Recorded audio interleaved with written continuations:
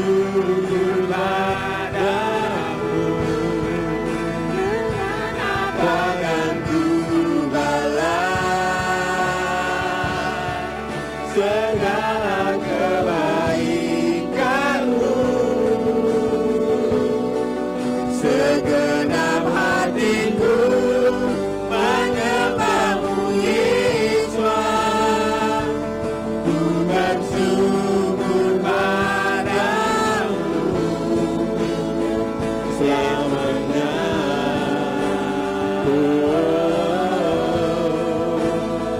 Selamanya.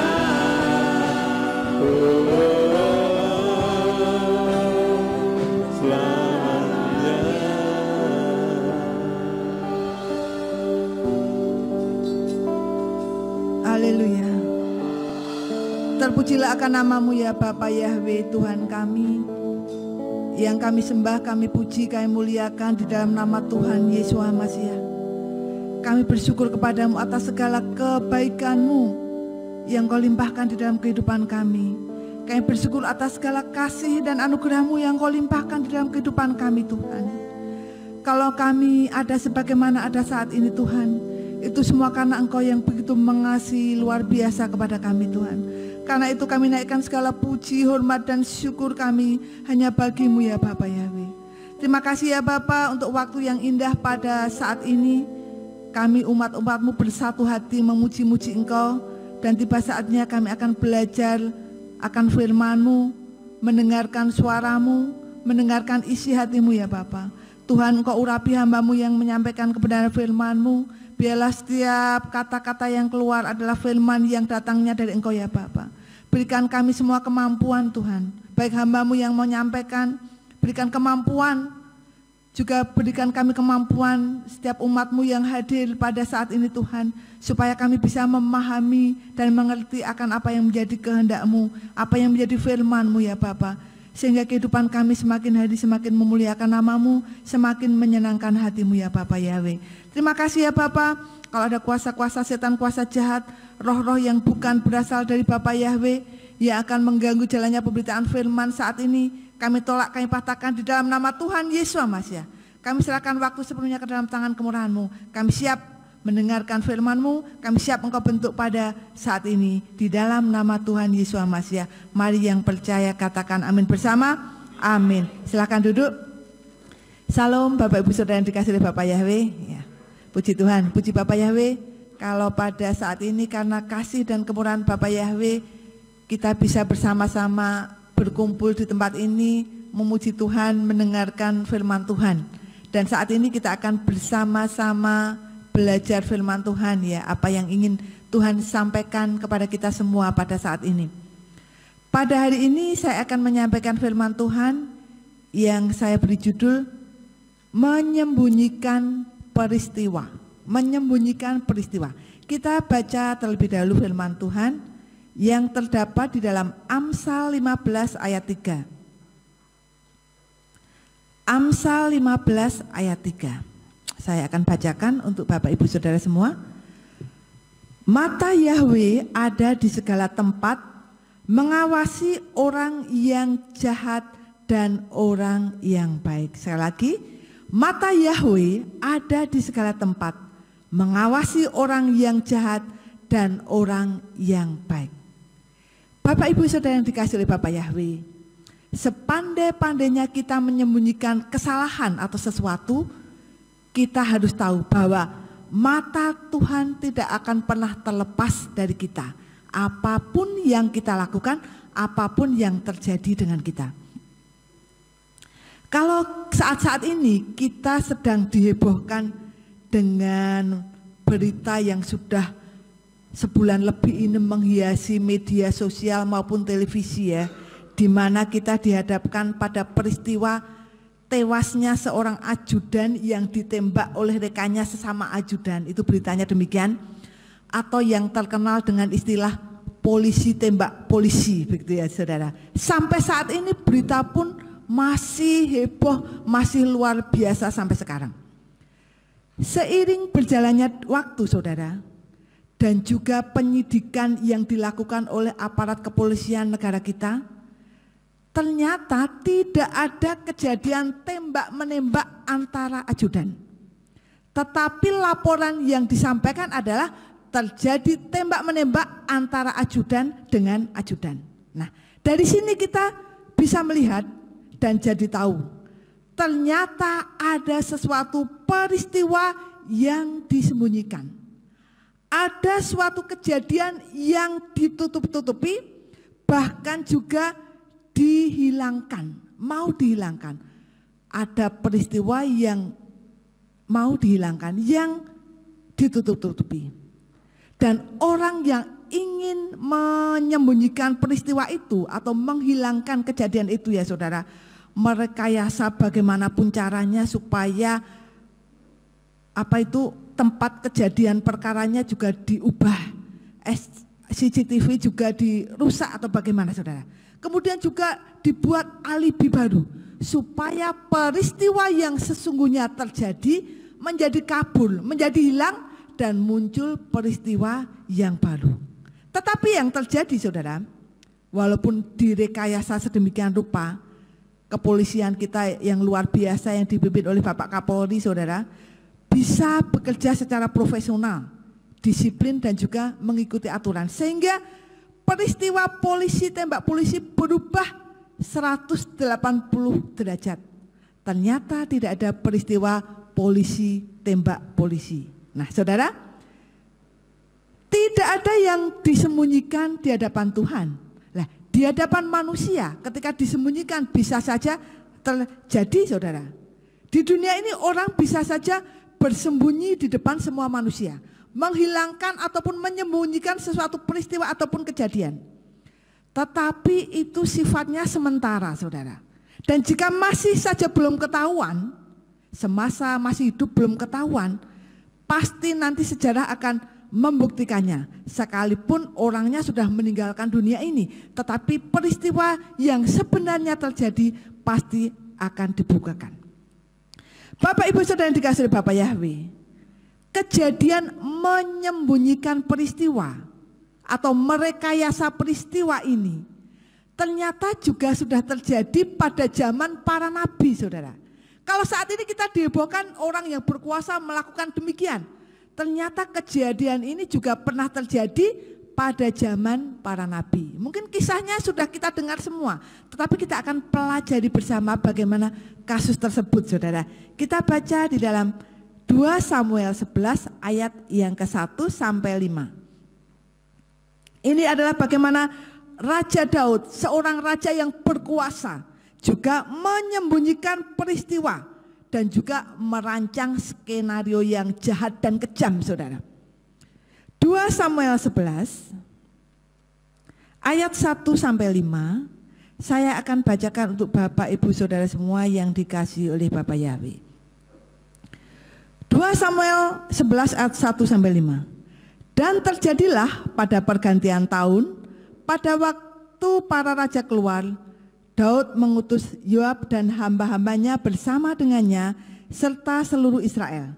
Dan mereka menghancurkan Bani Amon dan mengepung kota Raba. Namun Daud tetap tinggal di Yerusalem. Dan terjadilah pada waktu petang, Daud bangkit dari tempat tidurnya dan berjalan ke sana kemari di sotoh istana raja. Lalu ia melihat dari atas sotoh seorang wanita sedang mandi, dan wanita itu sangat indah kelihatannya. Lalu Daud menyuruh orang dan bertanya perihal wanita itu. Dan orang itu berkata, bukankah ini Batseba, putri Eliam, istri Orea orang Het itu? Dan Daud mengirim utusan dan mengambilnya. Dan wanita itu datang kepadanya, lalu Daud berbaring dengannya. Kemudian wanita itu membersihkan diri dari kenajisannya, lalu pulang ke rumahnya. Dan wanita itu mengandung, maka dia menyuruh orang dan memberitahu Daud dan berkata, aku mengandung ya saudara. Kejadian ini luar biasa ya saudara.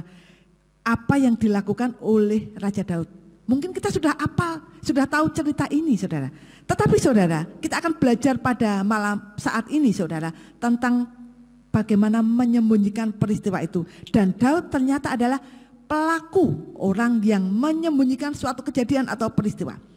Kalau kita sekilas balik bagaimana perjalanan Daud sebelum menjadi raja, saudara. Sebelum Daud menjadi raja ya, ketika mulai diurapi oleh Nabi Samuel ya, saat Daud itu masih muda, masih belia, saudara. Lalu Daud juga berhasil mengalahkan Goliat, pahlawan raksasa dari bangsa Filistin. Kemudian Daud juga pernah hidup dalam pengungsian karena dikejar-kejar oleh Raja Saul dan akan dibunuh. Sampai akhirnya Daud bisa memerintah seluruh Israel secara penuh. Pada masa pemerintahannya Raja Daud melakukan sebuah dosa yang besar seperti yang sudah kita baca bersama tadi, saudara. Dia tidak hanya melakukan dosa zina dengan Batseba, tetapi juga merancang skenario jahat terhadap Uria, suami dari Batseba, saudara.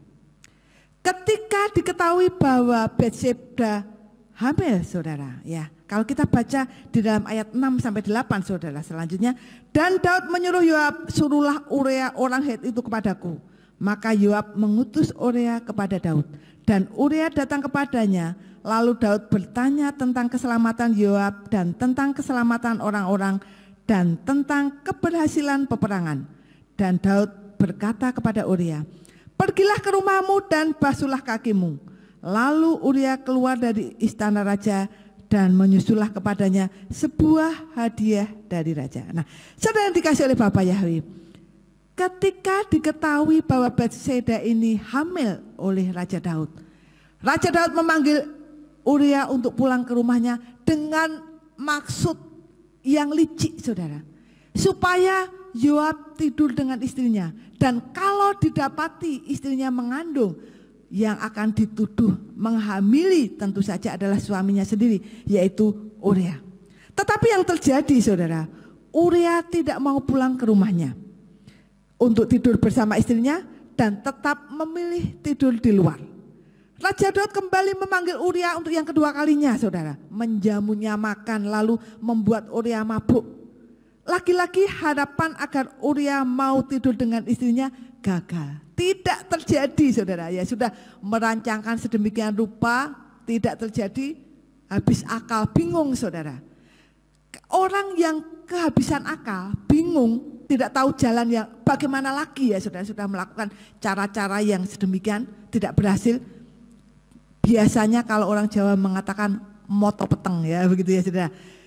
Raja Daud yang habis akal menulis surat kepada Yoab untuk menempatkan Uria pada pertempuran yang paling hebat.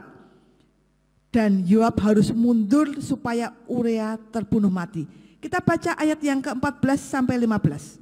Dan pada pagi harinya Daud menulis sepucuk surat kepada Yoab, lalu mengirimkannya dengan perantaraan Uria. Dan dia menulis pada surat yang mengatakan, tempatkanlah Uria di depan pertempuran yang paling hebat dan menjauhlah darinya supaya ia terpukul kalah dan mati, saudara. Dan akhirnya, saudara, Uria benar-benar mati meninggalkan istrinya. Uria benar-benar terbunuh di medan peperangan itu dan Daud mengambil Batseba menjadi istrinya. Itu adalah dosa dari Daud dan dia menyembunyikan peristiwa tersebut, saudara. Apa yang dilakukannya dengan Batseba, skenario jahat yang dibuatnya untuk membunuh Uria disembunyikan, saudara. Saudara yang dikasih oleh Bapak Yahweh, peristiwa yang heboh sekarang ini mungkin kalau dibandingkan dengan Daud itu sama-sama seremnya, sama-sama mengerikan, saudara. Dan keduanya ingin menyembunyikan apa yang terjadi, saudara. Saudara yang dikasih oleh Bapak Yahweh, kalau kita baca bagaimana kisah Yusuf, bagaimana saudara-saudaranya juga melakukan suatu hal yang tidak baik kepadanya. Mereka pun berusaha untuk menyembunyikan peristiwa di mana mereka menjual Yusuf kepada orang Ismail, saudara. Kita baca di dalam Kejadian 37 ayat 23 sampai 30, saudara. Kejadian 37 ayat 23 sampai 30 ya, saya akan bacakan untuk Bapak Ibu Saudara semuanya. Dan terjadilah ketika Yusuf sampai kepada saudara-saudaranya, maka mereka melucuti jubah Yusuf, jubah panjang yang dikenakannya. Lalu mereka menyeretnya dan melemparkannya ke dalam sumur. Adapun sumur itu kosong, tidak ada air di dalamnya.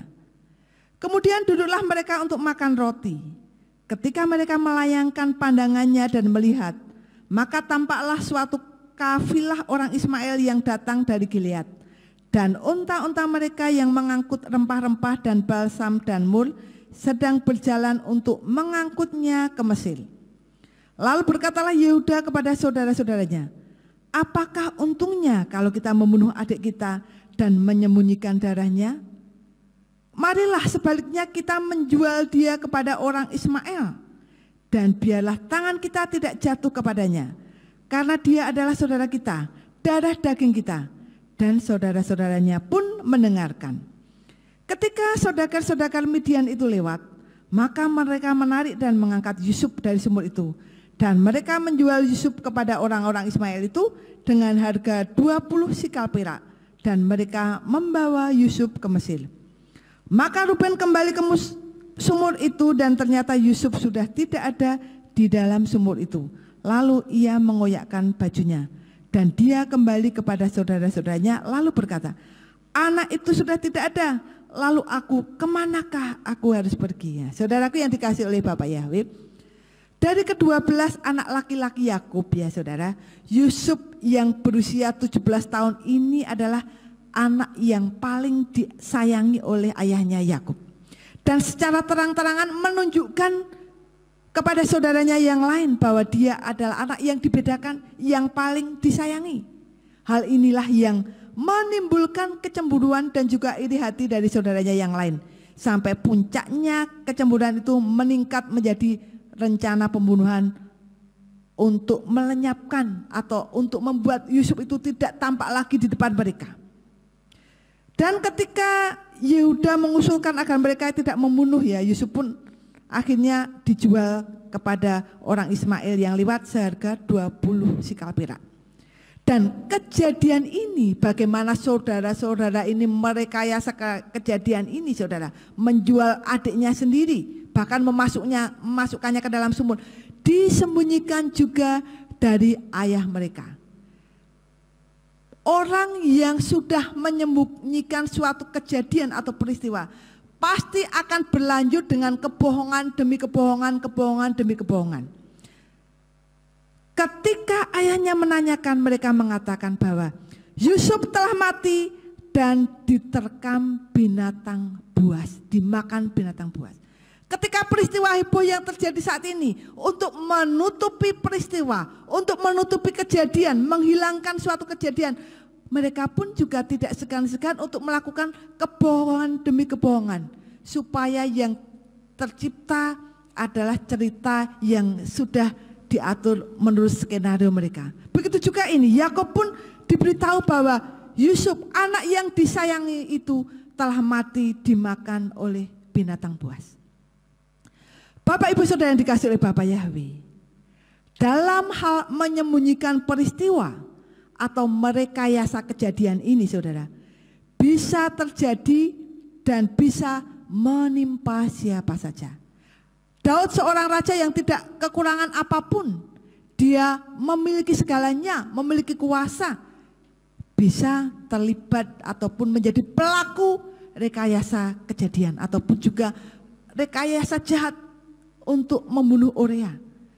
Demikian juga yang terjadi saat ini, orang yang memiliki kekuasaan penuh ya saudara, karena sesuatu hal bisa membuat mereka habis akal atau tidak memikirkan akibat-akibat yang akan terjadi ya saudara.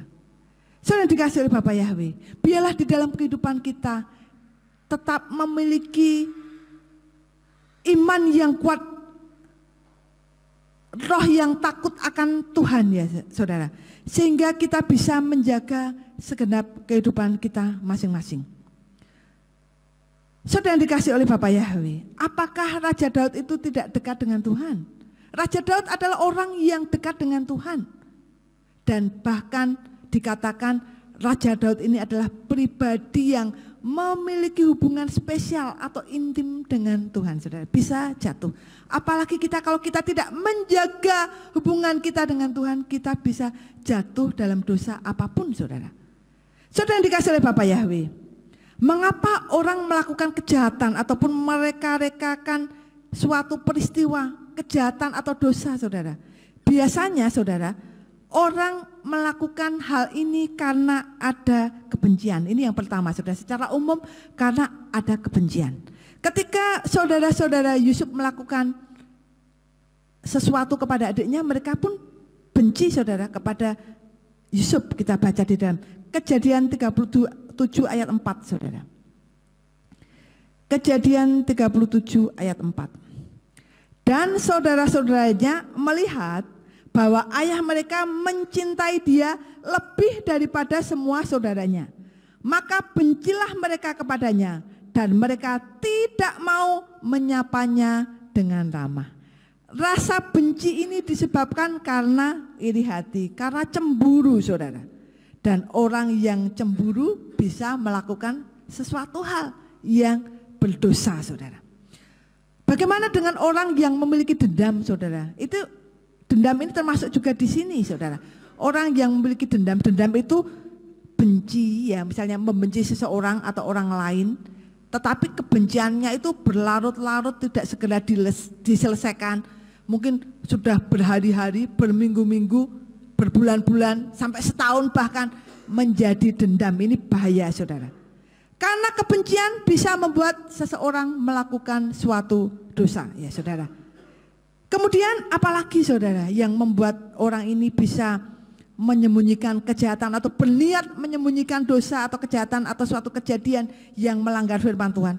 Karena merasa berkuasa dan bisa melakukan segalanya. Dalam kasus yang sedang viral saat ini juga, orang yang melakukan kejahatan adalah orang yang berkuasa, di mana dia merasa bahwa dengan kekuasaan yang dimilikinya, dia sanggup melakukan segala hal. Dia bisa mengatur orang-orang yang akan dipakai untuk membuat alibi baru, memakai orang-orang yang bisa menghilangkan tempat kejadian perkara, karena berkuasa, saudara. Orang biasa tidak mungkin melakukan hal demikian, saudara. Tetapi orang yang berkuasa dan bisa merasa bisa melakukan segalanya akan sanggup melakukan hal itu karena akan menutupi peristiwa yang sebenarnya adalah dosa yang dia lakukan. Daud juga tega melakukan pembunuhan terhadap Uria karena dia merasa berkuasa dan yakin tidak ada orang yang tahu akan segala rencana jahatnya, saudara. Bahkan surat yang ditulis oleh Daud dititipkan kepada Yoab sampai kepada Uria ini, saudara. Untuk sampai kepada Uria ini, saudara. Yoab sebagai bawahan raja, panglima raja, tidak akan berani membuka, saudara. Karena Daud ini berkuasa, orang yang berani melanggar ataupun melawan raja, hukumannya adalah mati, saudara. Nah, saudara dikasih oleh Bapak Yahweh, orang yang berkuasa dan bisa melakukan segalanya, bisa melakukan segala dosa ini, saudara. Kemudian yang ketiga, saudara, secara umum, saudara, mengapa orang itu mau ataupun terlibat di dalam rekayasa peristiwa atau kejadian? Karena dibayar, saudara. Ya, saudara. Kenapa orang mau terlibat dalam suatu rekayasa? Karena ada imbalan yang akan diperolehnya, tidak cuma-cuma, dan karena iming-iming janji-janji imbalan ini membuat orang tergoda, saudara. Di dalam 1 Raja-Raja 21, ya, saudara, ayat 13, mari kita baca coba, saudara. 1 Raja-Raja 21 ayat yang ke-13. Saya akan baca untuk Bapak Ibu Saudara semua. Lalu 2 orang keturunan orang Dursila datang dan duduk berhadapan dengannya. Dan orang-orang Dursila itu bersaksi melawan Nabot di depan rakyat dengan mengatakan, Nabot telah memberkati Elohim juga Molok. Maka mereka membawa dia keluar kota, lalu melempari dia dengan batu dan matilah dia. Nah, ini adalah orang-orang suruhan Isabel, saudara, orang-orang yang dijadikan saksi palsu, begitu ya, saudara. Ketika pada waktu itu Nabot memiliki kebun anggurnya diminta oleh Raja Ahab, tapi tidak diberikan karena itu adalah warisan, sesuatu yang berharga harus dijaga, tidak boleh sembarangan diberikan kepada orang lain, harus dijaga karena amanah, begitu ya, saudara. Karena tidak diberikan, Raja Gusar dan istrinya ini yang memfitnah sehingga Nabot dikatakan menghujat Elohim. Nabot telah memberkati Elohim juga Molok, demikian ya saudara. Orang yang menghujat Tuhan, saudara, hukumannya adalah mati dirajam. Dan pada waktu itu ada 2 orang yang datang dan menjadi saksi palsu. Pasti ini orang suruhan yang dibayar, saudara. Pasti diberikan sesuatu imbalan sehingga mau melakukan sesuatu yang tidak terjadi. Ada janji-janji manis yang akan diterimanya sehingga dia ikut terlibat. Nah, Bapak Ibu Saudara yang dikasihi oleh Bapak Yahweh, akibat menyimpan dosa ataupun menyembunyikan peristiwa ataupun kejadian yang berdosa, kejadian kejahatan, saudara. Apa akibatnya? Raja Daud yang melakukan itu juga menerima akibatnya, saudara. Pedang tidak berlalu dari keturunan Daud. Artinya tidak ada kedamaian di dalam rumah tangganya, saudara. Kita baca di dalam 2 Samuel 12 ya, saudara. 2 Samuel 12 ayat 10 langsung ayat keempat. Maka sekarang pedang tidak akan menyingkil dari isi rumahmu untuk seterusnya, karena engkau telah memandang rendah aku, dan aku telah mengambil istri Orea orang Het itu menjadi istri bagimu.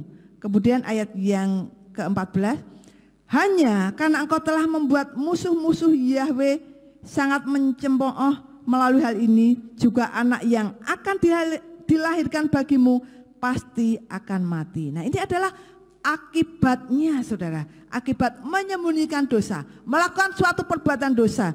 Pedang tidak berlalu dari keturunan Daud. Tidak ada kedamaian, saudara. Sekalipun Daud telah diampuni dosanya oleh Bapa Yahweh, dia tetap harus menerima ganjaran atas perbuatan yang dilakukannya itu. Tuhan memang telah menghapus dosanya, tetapi ada konsekuensi yang harus diterima oleh Daud. Anak yang dilahirkan oleh Batseba harus mati. Pedang pun tidak berlalu dari keturunan Daud sampai selamanya. Absalom, anaknya sendiri, melakukan pemberontakan. Bahkan Absalom mencemari istri-istri Daud. Bapak Ibu Saudara dikasihi oleh Bapak Yahweh, apa yang dialami Daud bisa menjadi pengalaman yang berharga bagi kita untuk lebih berhati-hati dalam segala hal, ya saudara. Jangan pernah kita bermain-main dengan dosa, karena selalu ada akibat dari setiap dosa ataupun perbuatan yang kita perbuat. Tuhan adalah pribadi yang penuh kasih, tetapi Dia juga Tuhan yang adil. Tidak ada kompromi dengan dosa, karena orang akan menuai apa yang ditaburnya, saudara. Di dalam Galatia 6 ayat 7b, saudara, kita baca bersama-sama. Karena apa saja yang seseorang taburkan, itu juga akan dia tuai. Jadi apa yang kita tabur, itu juga akan kita tuai. Kalau kita menabur kebenaran, kebaikan, maka hal-hal baik itu yang akan kita dapatkan. Tetapi kalau kita menabur sesuatu yang jahat, melakukan hal-hal yang melanggar firman Tuhan, melakukan dosa, maka hal-hal yang tidak baik yang akan menimpa kita, saudara. Kemudian hal yang kedua, saudara, akibat menyimpan dosa ataupun menyembunyikan kejadian dosa itu, pedang tidak berlalu dari keturunan Daud, ya, artinya tidak ada kedamaian. Kemudian yang kedua, saudara, orang yang menyembunyikan suatu kejadian dosa atau pelanggaran itu akan kehilangan hal-hal baik dan kehilangan berkat, saudara. Ini ada suatu kejadian nih, suatu ilustrasi, ya, ada suatu kejadian begini, saudara. Ada seorang anak yang sangat disayangi oleh kakeknya. Nah, anak ini tidak sengaja membunuh bebek kesayangan kakeknya. Karena dia sangat takut kakeknya marah karena bebek kesayangan kakeknya ini sudah mati terbunuh dengan tidak sengaja. Maka dia menyembunyikan kejadian tersebut. Dia pikir tidak ada yang tahu. Kemudian bebeknya yang sudah mati tadi dikuburkan di suatu tempat yang mungkin dia pikir tidak akan ditemukan. Dia merasa tidak ada yang melihat. Ternyata, saudara, kakaknya melihat, saudara. Nah, karena kakaknya melihat kejadian ini, dia mengetahui kejadiannya bagaimana adiknya itu tidak sengaja membuat mati bebek kesayangan kakeknya. Nah, karena dia mengetahui kejadiannya, kakaknya ini memanfaatkan kesalahan si adik untuk kepentingannya sendiri, untuk mencari keuntungan sendiri. Setiap kali sang kakek datang ke rumah membawakan hadiah untuk dia dan kakaknya, saudara, ketika diterima dan kakeknya pulang, maka kakaknya akan datang kepada adiknya. Berikan hadiahmu kepadaku atau aku akan menceritakan kepada kakek. Nah, saudara, akhirnya yang dia dapat diberikan kepada kakeknya. Kemudian juga ketika kakeknya mengajak bepergian adiknya, karena ini anak ini benar-benar disayangi ya. Ketika bepergian diberikan sesuatu ya, sampai di rumah kakeknya pulang, kakaknya kembali datang. Berikan semuanya kepadaku, kalau tidak aku akan menceritakan kepada kakek. Demikian. Akhir dari demi hari, saudara, akhirnya si adik ini tidak tahan, saudara. Dia diperlakukan, ditekan terus menerus, dia tidak tahan, tidak tenang di dalam kehidupannya. Karena dia merasa ditekan oleh kakaknya, kemudian dia memutuskan, karena sudah tidak tahan lagi, dia memutuskan untuk menceritakan hal yang sebenarnya kepada kakeknya dan juga minta maaf. Saudara tahu apa yang terjadi? Ketika anak ini datang kepada kakeknya, menceritakan apa yang sebenarnya terjadi dan meminta maaf kepada kakeknya. Kakeknya bilang, sebenarnya aku sudah tahu apa yang terjadi. Loh, kenapa kakek tidak bilang? Maafkan saya, kek. Kakek menunggu kamu mengakui perbuatan salah yang telah kamu lakukan. Dan saat ini kamu sudah mengakuinya, kakek mengakui kejujuranmu, menghargai kejujuranmu, dan kakek memaafkanmu. Akhirnya hubungan anak ini dengan kakeknya kembali harmonis, kembali normal. Dan ketika hubungannya kembali lagi, saudara, karena dia tidak lagi menyembunyikan peristiwa itu, saudara, kejadian yang membuat dia merasa bersalah dan tertekan. Akhirnya dia kembali merasakan kebaikan-kebaikan dari kakeknya, merasakan oleh-oleh atau hadiah-hadiah kembali dari kakeknya, tidak lagi direbut ataupun diminta oleh kakaknya, saudara. Ini artinya, saudara, orang yang menyembunyikan sesuatu itu, ya apalagi dosa, akan kehilangan hal-hal baik, akan kehilangan berkat-berkat. Demikian juga di dalam kehidupan kita. Kalau kita terus menyembunyikan dosa, tidak ada permohonan pengampunan, tidak ada pertobatan kepada Tuhan, maka kita akan kehilangan berkat-berkat yang Tuhan sediakan kepada kita. Mungkin hal-hal baik yang seharusnya terjadi di dalam kehidupan kita tidak terjadi, direbut oleh yang lainnya, saudara, karena kita tidak mengakuinya. Jangan sampai hal ini terjadi, saudara. Jangan sampai kita menyembunyikan dosa, menyembunyikan peristiwa dosa yang kita alami, segera dibereskan, supaya kita tidak akan pernah kehilangan berkat dan juga hal-hal baik yang Tuhan sediakan di dalam kehidupan kita.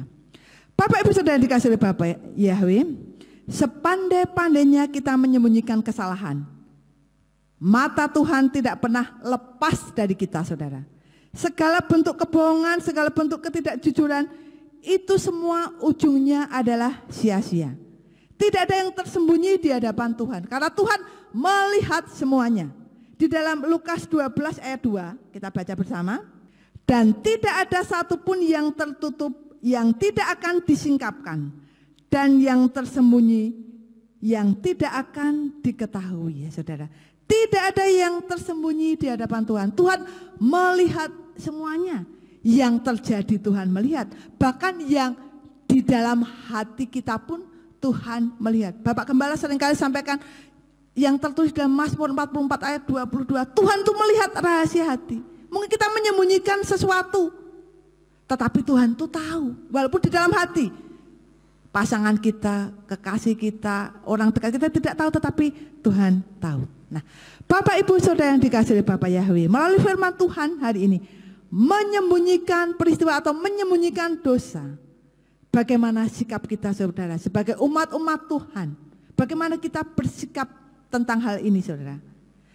Yang pertama, saudara, ketika kita dihadapkan atau berhadapan dengan orang-orang yang menyembunyikan perbuatan dosa, saudara. Ketika kita dihadapkan dengan orang-orang atau pelaku-pelaku orang yang menyembunyikan perbuatan dosa, jangan pernah membela atau membentenginya. Karena hal ini sangat bertentangan dengan firman Tuhan. Ketika kita membela kebohongan seseorang, sekali lagi hal ini sangat bertentangan sekali dengan firman Tuhan.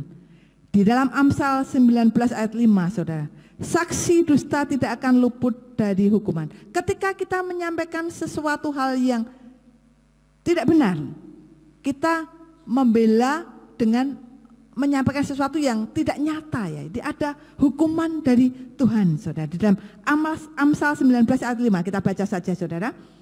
Amsal 19 ayat 5. Saksi palsu tidak akan bebas dari hukuman, dan yang menghembuskan kebohongan tidak akan terluput.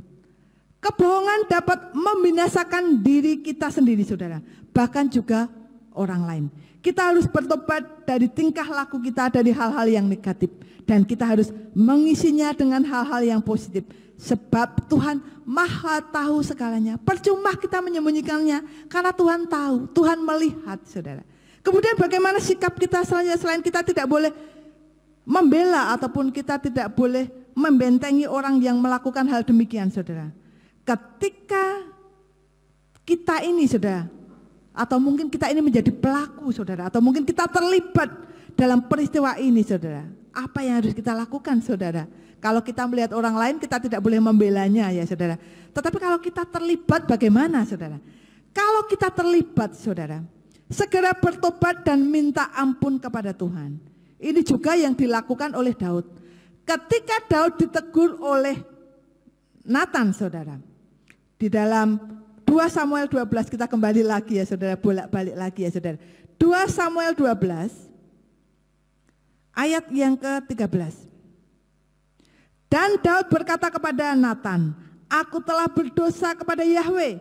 Dan Natan berkata kepada Daud, Yahweh pun telah menyingkirkan dosamu, engkau tidak akan mati. Saudara yang dikasihi Bapa Yahweh, ketika Raja Daud ditegur, ya, saudara, ketika Raja Daud ditegur oleh Nabi Natan, dia tidak bertele-tele, saudara. Dia memang salah, dia mengakui, aku telah berdosa kepada Tuhan. Tidak beralasan macam-macam bla bla bla, ya. Kalau beralasan, saudara, berlarut-larut tidak selesai-selesai, ya, saudara. Seperti yang terjadi, ya, saudara.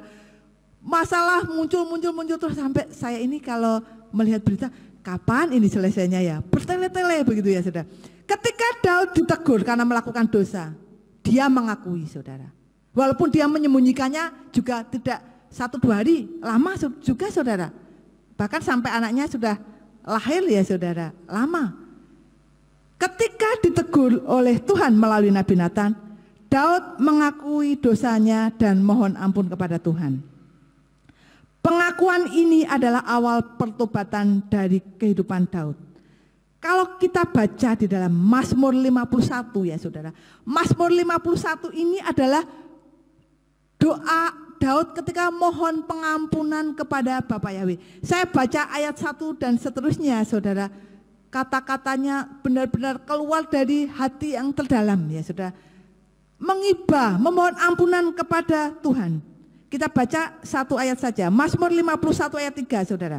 Ini adalah salah satu kata-kata dari doa Raja Daud ketika mohon pengampunan kepada Bapa Yahweh karena dosa yang dilakukannya. Mazmur 51 ayat 3, saudara. Doanya dari ayat 1, ya, saudara. Tapi saya akan bacakan ayat yang ketiga. Kasihanilah aku, ya Elohim, menurut kebaikanmu, menurut kelimpahan rahmatmu, hapuskanlah pelanggaranku. Ini adalah doa Raja Daud mohon pimpinan, mohon ampunan kepada Tuhan. Karena Daud tahu bahwa Bapa Yahweh itu sanggup menghapuskan dosa, menghapuskan pelanggaran-pelanggarannya, saudara. Sehingga Daud dipulihkan. Orang yang bertobat dan dipulihkan akan memiliki kehidupan yang lebih baik lagi. Dan ini yang terjadi kepada Daud. Dia bertobat kepada Tuhan dan hidupnya dipulihkan serta dia tidak akan mengulanginya lagi, saudara. Dengan pertobatan ada pengharapan. Seharusnya kalau menurut hukum pada waktu itu saudara, orang yang berzina apalagi melakukan kejahatan seperti Raja Daud itu harus dihukum mati saudara. Tetapi karena dia memohon ampun kepada Tuhan saudara, dia tidak mati. Artinya ada pengharapan di dalam Tuhan untuk menjadi pribadi yang lebih baik lagi dan juga menjadi pribadi yang menyenangkan Tuhan. Jadi Bapak Ibu Saudara yang dikasihi Bapak Yahweh, siapa saja yang pada waktu ditegur oleh Tuhan mau merendahkan hati dengan disertai pengakuan dan pertobatan seperti Daud, pasti ada penghiburan. Demikian juga di dalam kehidupan kita. Kalau ada dosa dan Roh Kudus menegur, mengingatkan kita, segera lakukan permohonan ampun kepada Tuhan supaya Tuhan memulihkan kita sehingga kehidupan kita menjadi lebih baik dan lebih memuliakan Tuhan. Bapak Ibu Saudara dikasihi oleh Bapak Yahweh, firman Tuhan menyembunyikan peristiwa hari ini saudara. Apapun yang kita lakukan, apapun yang terjadi, apapun yang kita alami dan dimanapun kita berada, di dalam segala keadaan apapun saudara, semuanya tidak ada yang tersembunyi di hadapan Tuhan. Artinya semua yang terjadi di dalam kehidupan kita, hal baik ataupun hal yang tidak baik yang terjadi, tidak ada satu peristiwa yang kita alami tanpa Tuhan mengetahuinya. Artinya Tuhan itu tahu, Tuhan Maha tahu apapun yang terjadi di dalam kehidupan kita. Jadi jangan coba-coba untuk melakukan sesuatu hal untuk menyembunyikan dosa kita, karena Tuhan Maha tahu, Tuhan mengetahui. Jangan menyembunyikan suatu kejadian atau peristiwa yang melanggar firman Tuhan atau dosa. Segera datang, akui, bertobat, maka Tuhan akan mengampuni kita semua dan Tuhan akan memulihkan kehidupan kita. Inilah firman Tuhan yang saya sampaikan pada saat ini, kiranya memberkati kita semua dan kita menjadi pribadi-pribadi yang takut akan Tuhan, memuliakan Tuhan dan semakin menyenangkan hati Tuhan. Amin. Saya kembalikan kepada Bapak Gembala. Puji Tuhan, Bapak Ibu Saudara sekalian, kita telah mendengarkan firman. Memang manusia tidak lepas dari kekhilafan. Daud pun khilaf. Mungkin kita juga pernah khilaf. Tetapi biarlah kita bertobat dan minta ampun untuk kita melakukan kejujuran di hadapan Tuhan.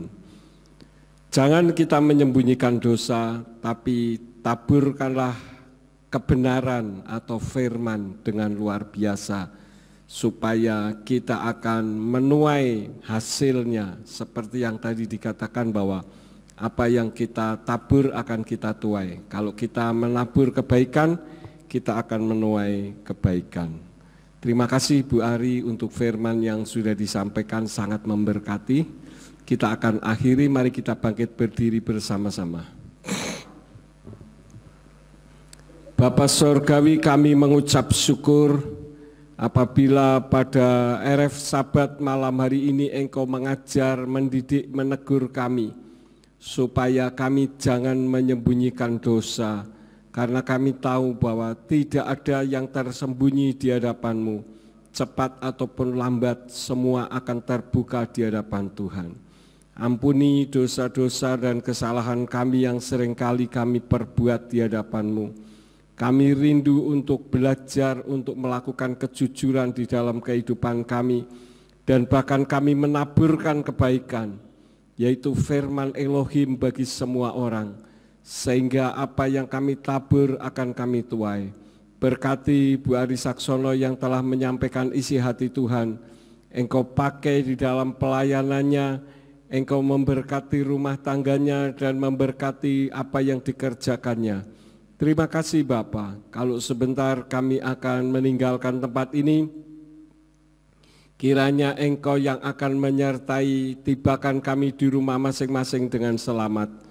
Dan apabila malam nanti kami beristirahat, izinkan malaikat Tuhan tetap menjaga, melindungi kami, supaya sepanjang malam kami dapat beristirahat dengan tenang, dan besok kami bangun dengan tubuh yang sehat. Dan ketika kami melakukan aktivitas dalam kehidupan kami, Apa saja yang diusahakan dan dikerjakan yang tidak bertentangan dengan firman-Mu, kiranya dibuatnyalah oleh Engkau berhasil, supaya dengan keberhasilan itu dapat kami kembalikan lagi guna hormat dan kemuliaan bagi nama-Mu. Berkati semua yang sudah ambil bagian di dalam pelayanan RF Sabat pada malam ini. Sekarang berkatilah kami semua, karena kami siap menerima berkat daripada-Mu, baik yang ada di ruangan ini maupun yang ada di rumah masing-masing. Mari kita angkat kedua belah tangan kita untuk menerima berkat Yahweh. Yefarka Yahweh wa yishmarka. Yahweh memberkati engkau dan memelihara engkau. Yair Yahweh pano elecha wikuneka. Yahweh menyinari engkau dengan wajahnya dan memberi engkau anugerah. Yesai Yahweh pano elecha wa yashem leka shalom. Yahweh menghadapkan wajahnya kepadamu dan memberi engkau damai sejahtera. Diberkatilah engkau di kota dan diberkatilah engkau di ladang. Diberkatilah buah kandunganmu, hasil bumimu dan hasil ternakmu, yakni anak lembu sapimu dan kandungan kambing dombamu. Diberkatilah bakulmu dan tempat adonanmu. Diberkatilah engkau pada waktu masuk dan diberkatilah engkau pada waktu keluar. Sekarang pulanglah dan terimalah berkat. Kasih Bapa Yahweh Sang Pencipta, kasih karunia Adonai Yeshua HaMashiach Sang Pembeli Jiwa, dan Ruach HaKodes menyertai saudara sekalian sampai Maranatha. Adonai Yeshua HaMashiach datang kembali untuk yang kedua kali dan mengangkat kita semua. Haleluya, semua yang percaya katakan amin. Selamat malam, Shabbat Shalom, Bapa Yahweh memberkati.